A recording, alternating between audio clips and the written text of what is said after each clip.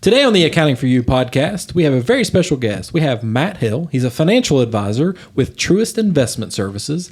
And today we're going to be talking about some small business retirement plans, how to choose the right plan, and maybe some other investment avenues. Welcome to the Accounting for You podcast, brought to you by the accounting firm of Adkins & Reynolds CPAs. This podcast is designed to provide relevant tax and accounting information to help you and your business succeed. If you enjoy listening in, please like and subscribe to our channel. Now, on to the show. Well, welcome back to the Accounting for You podcast. I am Chris Reynolds, CPA and partner with Adkins & Reynolds CPAs. And I am Jay Adkins, CPA and partner with Adkins & Reynolds CPAs. Well, as I mentioned there in the opener, we have a very special guest today. This is Matt Hale. Very special guest. Very special. Thank you, Matt. Yeah, he's a very special, very extremely special guest. He is a financial advisor with Truist Investment Services, and he works with small businesses and individuals on their investments. And today we're going to be talking about some retirement plans for small business owners and maybe in some other investment avenues for individuals. Matt, it's great to have you. It's good to be here. Yeah. Very special guest. You're a long-time listener to the podcast? 100%. Oh, that's what we like to... Big fan. Well, that's what we want to hear. Yeah. Absolutely. So tell us a little bit about yourself and why you're an expert. So I'm Matt Hale. I'm a financial advisor at Truist Investment Services. I am assistant vice president, which I think is like assistant to the regional manager on Michael's. It's what's on my business card anyway. But anyway, I've been in the business. I came to be a financial advisor in 2014 with Hilliard Lyons. And then in 2018, I moved my practice to Truist, which was BB&T at the time. And it was a great move. We have a great team that we work with. It's myself, another advisor. His name's Les Wilkerson.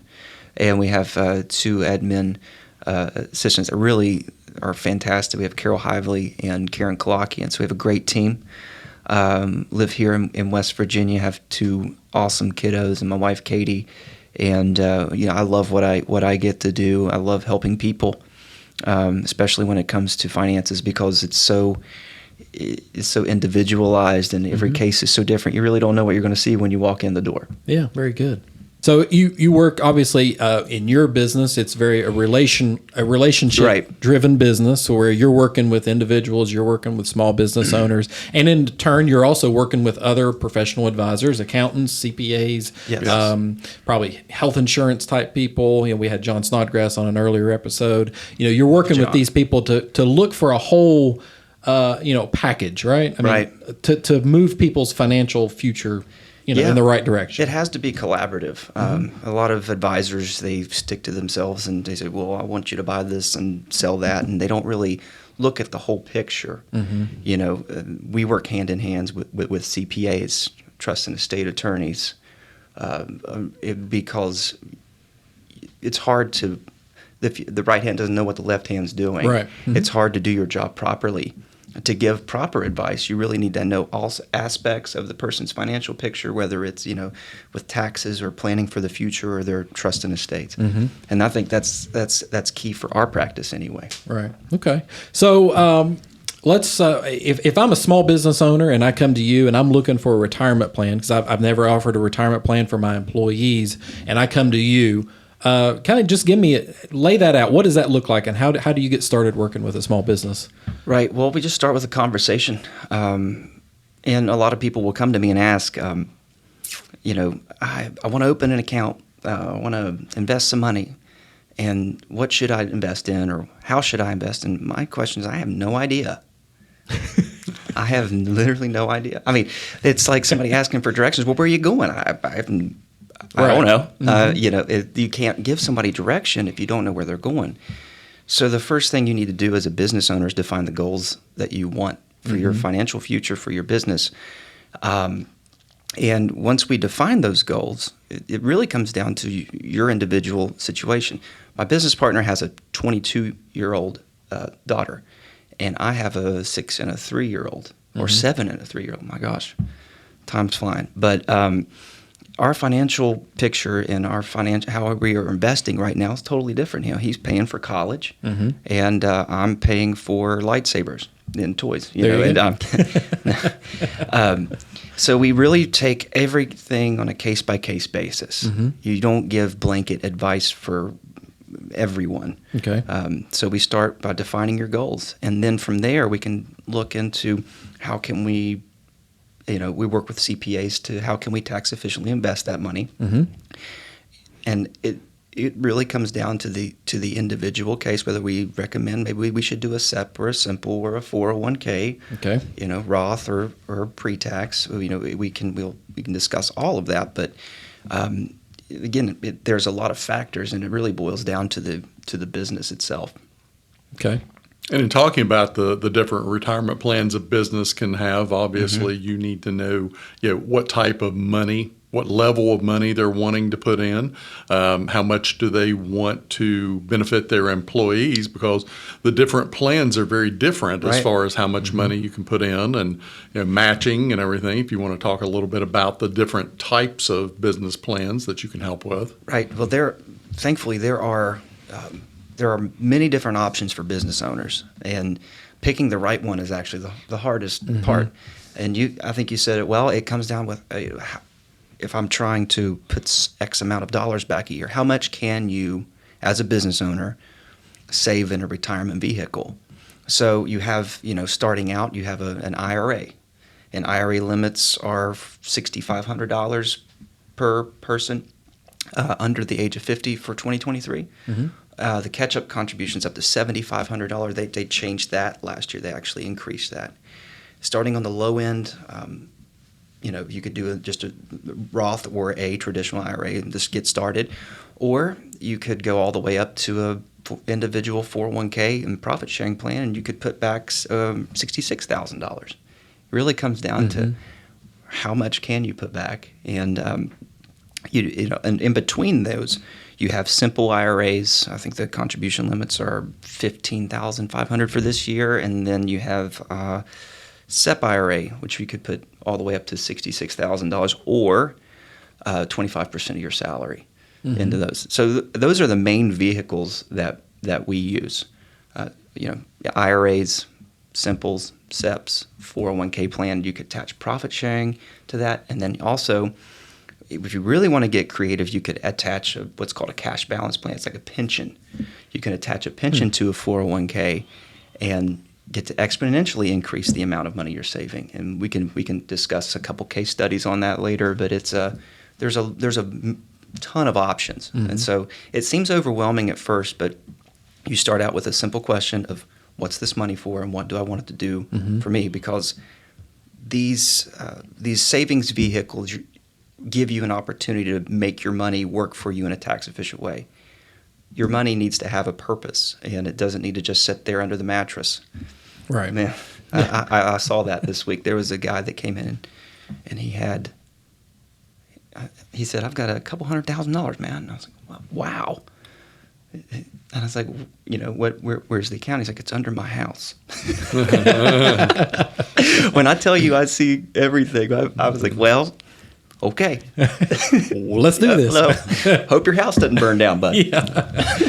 With these retirement plans, you talked about the different limits on what can be contributed. There's also different rules on as far as the employer matching for the employees when they make their contributions. If you want to talk a little about the differences, maybe between a SEP or a simple or different ones. A SEP is employer-only contributions. So the employee doesn't make contributions. It only comes from the employer.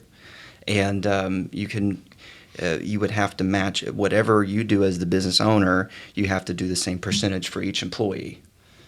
So that it could be costly. SEPs are great, especially if you don't have a lot of employees.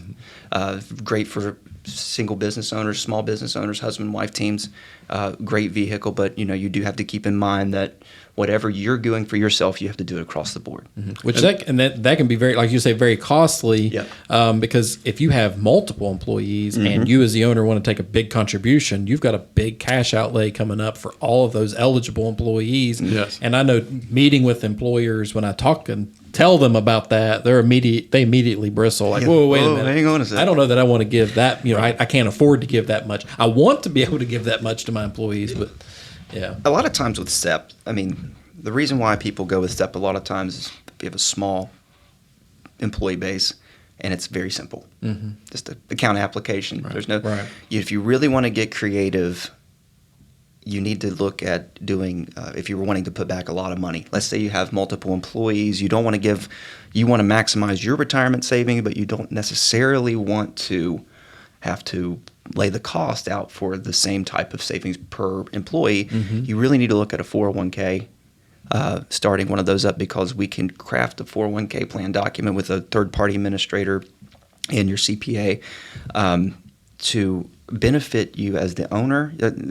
There's top-heavy plans, and then there is more evenly spread plans. So it really, we can actually get creative with do you want this to be more of an employee retention vehicle, or would you rather this be you want to maximize the benefit for you?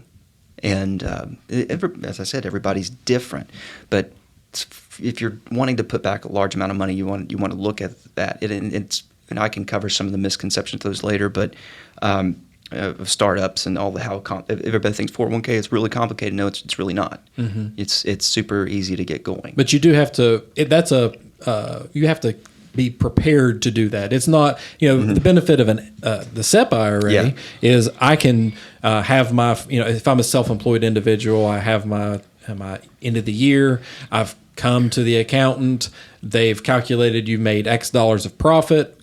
That's when I can make my contribution, and it's an after the fact. I can fund it for the previous year and based upon formulas and percentages. Whereas the 401k, it's got to be in place and planned ahead before you start putting money into it. Yeah, and there is some more planning that goes with it. But as far as the SEP, you don't, like Chris was saying, you can plan that to an after the fact, and you don't have to lock yourself in to the same thing every year. Right. You have a good year, maybe you do the 25%. Next year is not so good. You have the option to do something totally different. Right.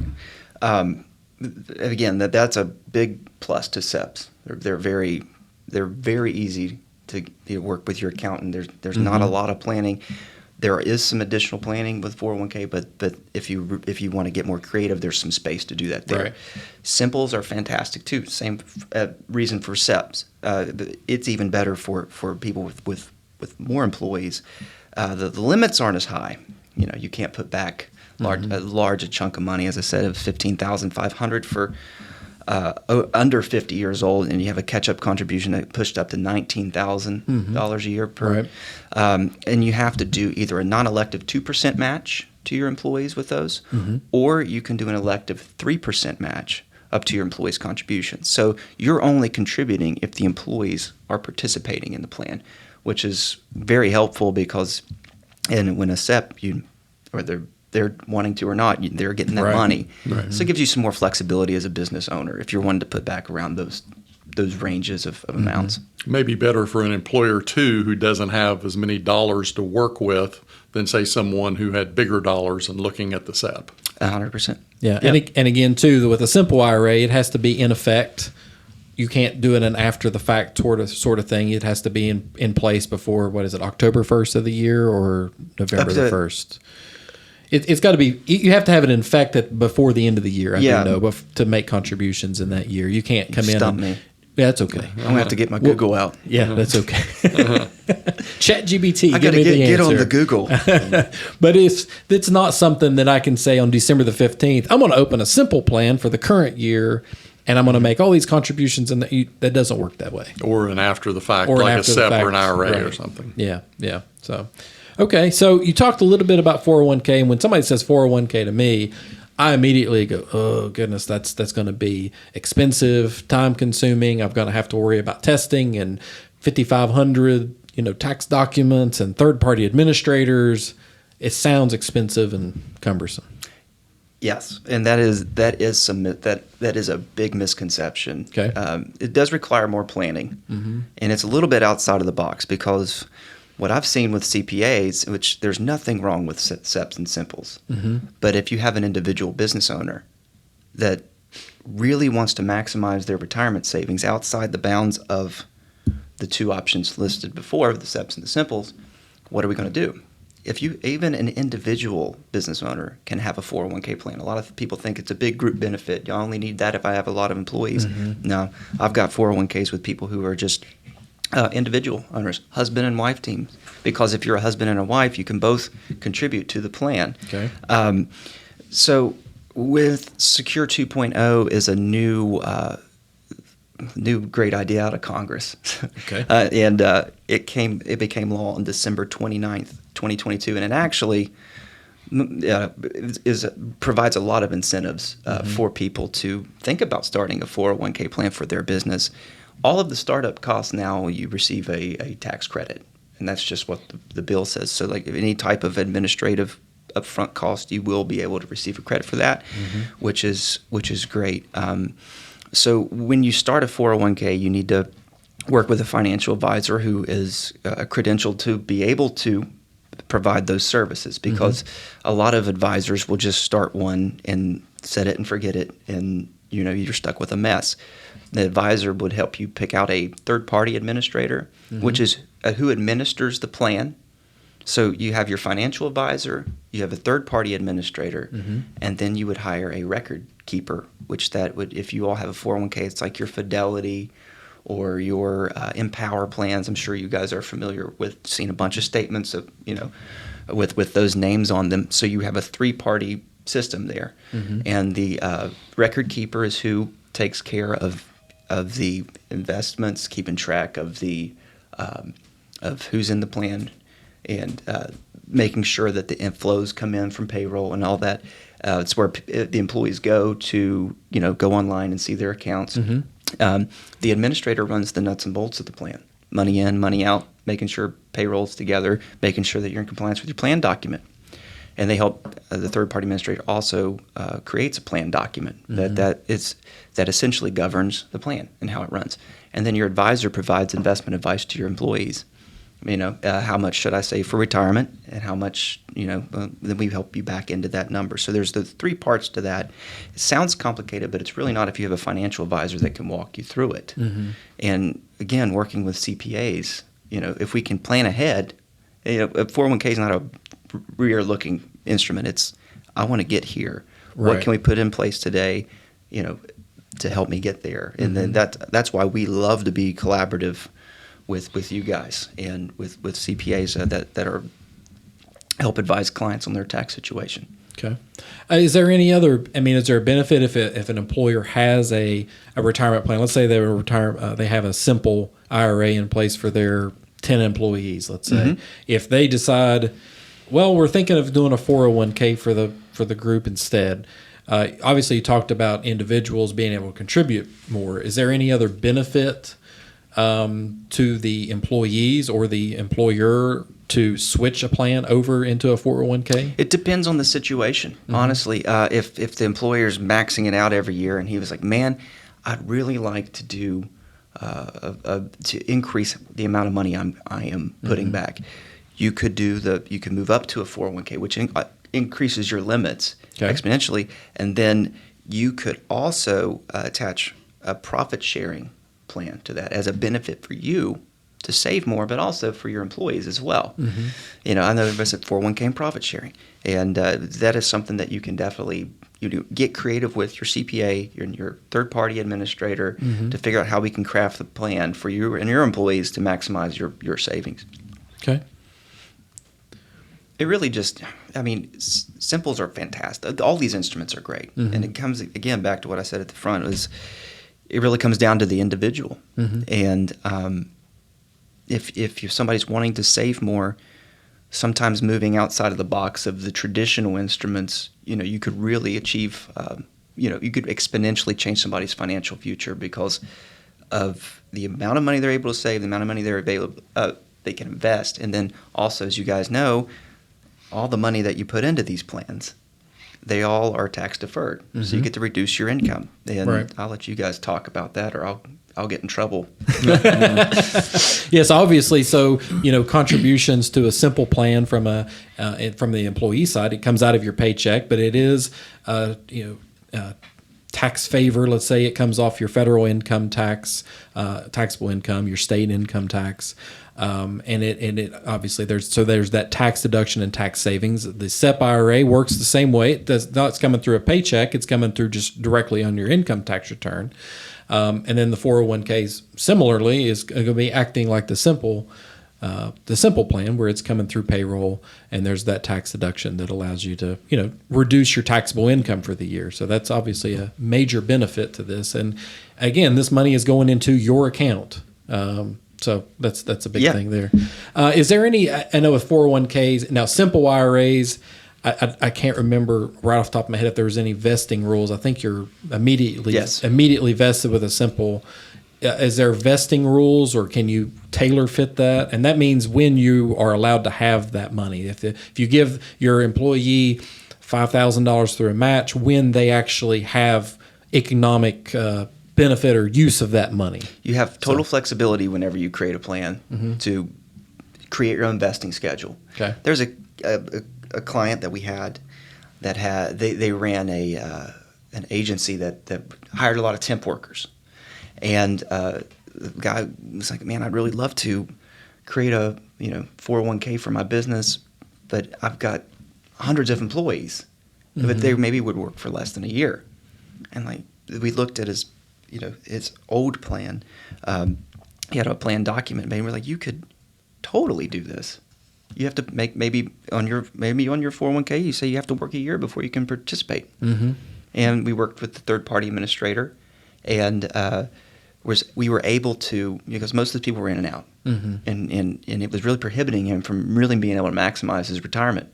So we moved that out to, you have to be at the company for a year before you can participate, which that eliminated 90% of the people. So it was really beautiful. It worked out great for the guy. But you have a lot of flexibility. That's why you can get creative within the bounds of ERISA. Governs 401k plans, but you can work with your administrator to craft a plan that really suits your specific business and whatever your goals are. Okay. What about, so if you set up one of these, where does my money go? If I set up a simple IRA, where does the mony go? I mean, or what do you do with it once it gets sent in to the We take it to the dog tracks. No. Is that your official answer? That's my official answer. Truist Compliance is going to come get me. So might want to cut that out. Yeah. I'm being serious. No, I'm you kidding. Well, I mean, so is that if we've taken contributions or taken payroll deduct as a business owner, or taken money out of somebody's paycheck, regardless if it's going to be a simple IRA or a 401k instance. I submit that money. I've withheld it. I've matched our funds that we put in. It goes to the financial advisor. What happens to that money? The money gets invested. So it could be you would send it to the record keeper if it's a 401k. They would custody the assets for you.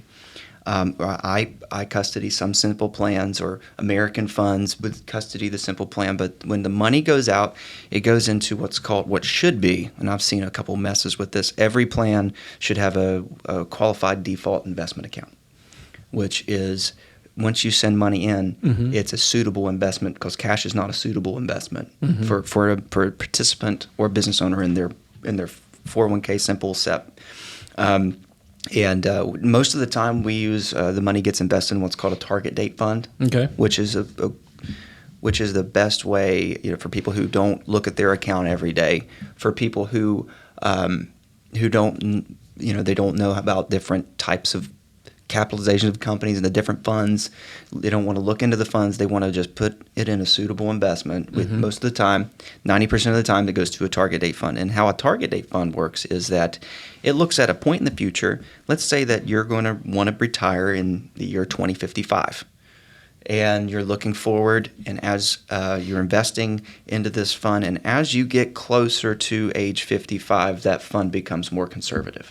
It becomes, instead of having so much growth stocks and other asset classes that are more volatile, it introduces more fixed income, more cash, and so that way it becomes more stable for you as you approach that date. And that's I tell people, target date funds are great if you want to be able to set it and forget it. It doesn't mean that they don't. Obviously, they move up and down. Right. Anytime you invest, you've got to be ready. We were talking before the podcast about last year. It was a terrible year. But the thing that you need to remember whenever you're participating and purchasing these funds is that, the markets are going to do this all the time. And over time, the value of your account will obviously increase because you're contributing more during those down times. And it's really the only way that you can outpace inflation. Because putting it under your house is not going to get you there, bud. Not going to get there for you. But so if it's going into my account, I can choose my investments or choose how I want it invested, or I can be very hands-on or very hands-off, I guess. Yes, and so if you participate in a simple, you can invest in and SEP via all these accounts we've discussed. You can really direct your own trades. There's different funds. It depends on the lineup.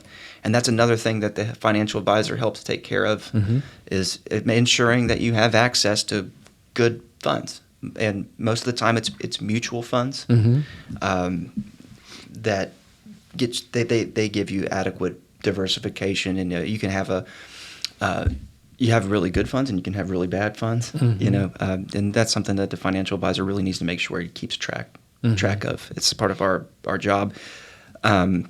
I was talking to a participant the other day, and I have reviews with people regularly. They'll call my office and say, "Hey, I've got an investment question," and this guy, he was just blue collar guy, and he had 100% of his money in emerging markets debt.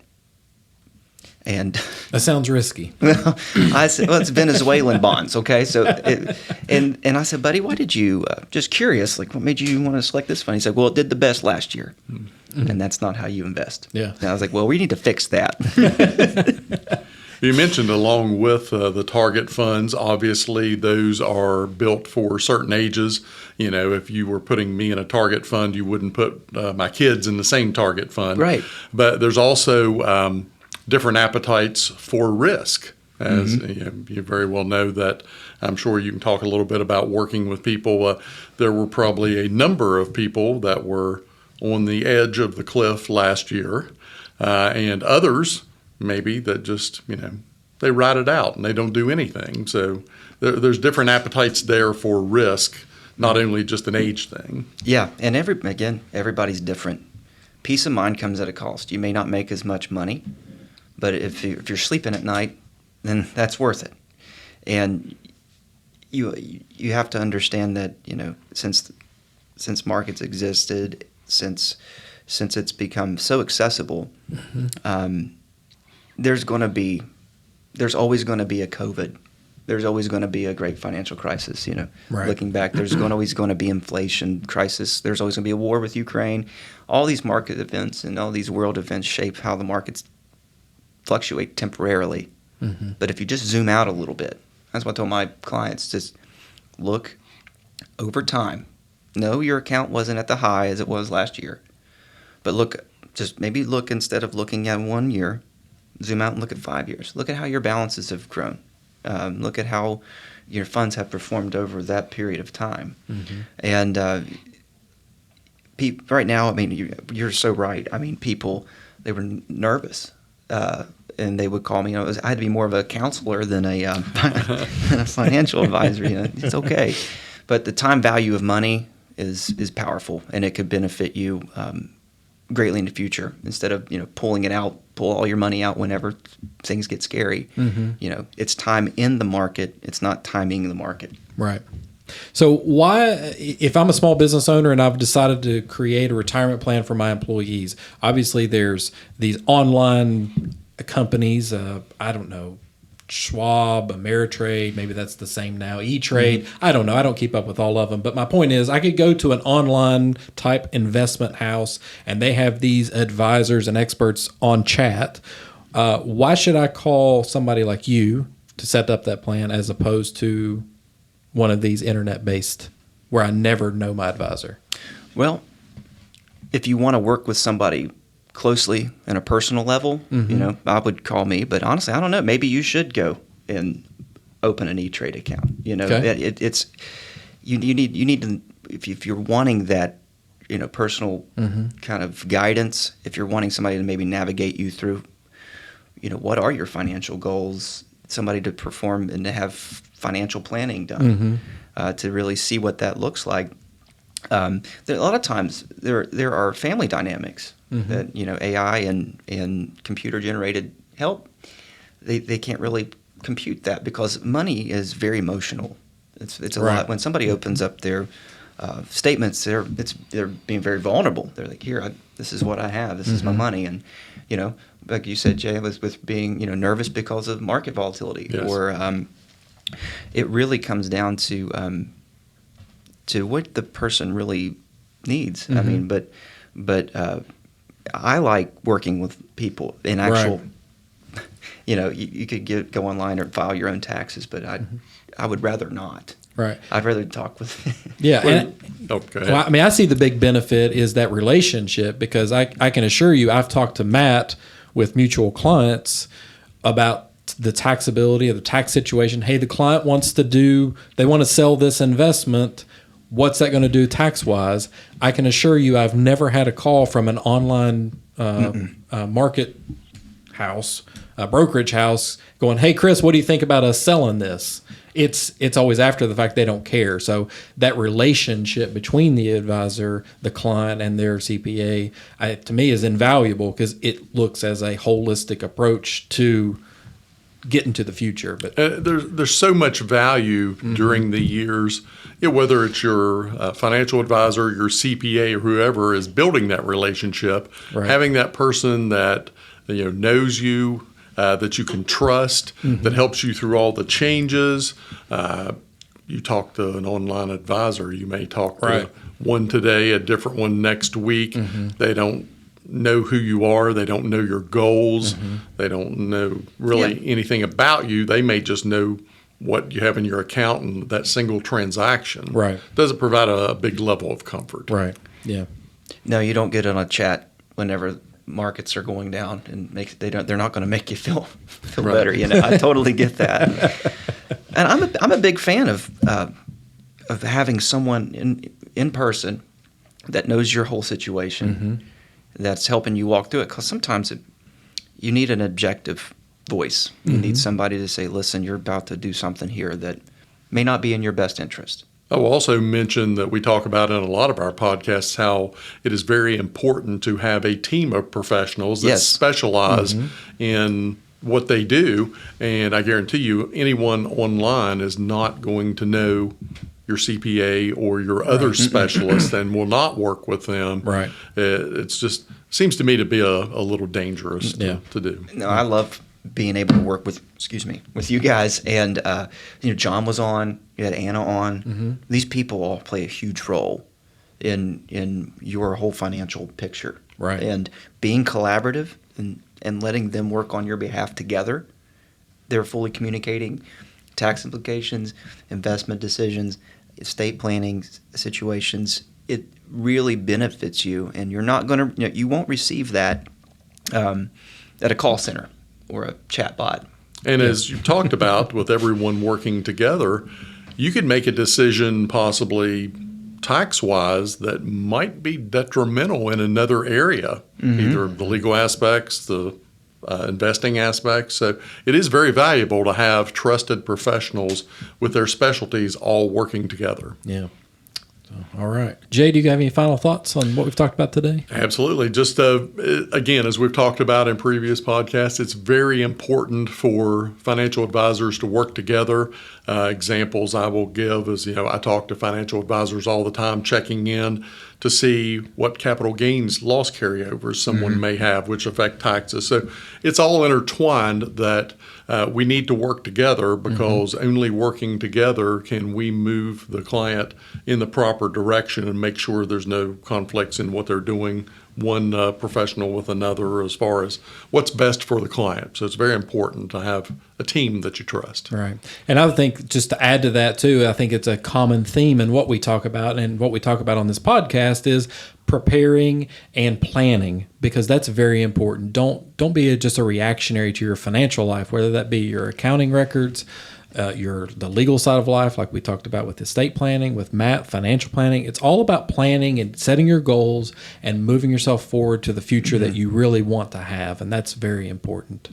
So if you're interested in talking to us, about what we've talked about here today, especially the tax side of life on that, you can reach out to us to our accounting firm, and you know how to get a hold of us. All of our contact information will be in the show notes. If you're interested in talking to Matt directly, it'd be well worth your time to give him a call. All of his information and contact information will be down in our show notes, and you can get to him there. So if nobody has any other thoughts, we'll wrap this up today, and we'll see you next on the Accounting for You podcast. Thank you for taking time today to listen to our podcast. We appreciate listeners like you and ask that if you enjoy what you hear, please like and subscribe to our channel to ensure you receive the latest episodes as soon as they come out.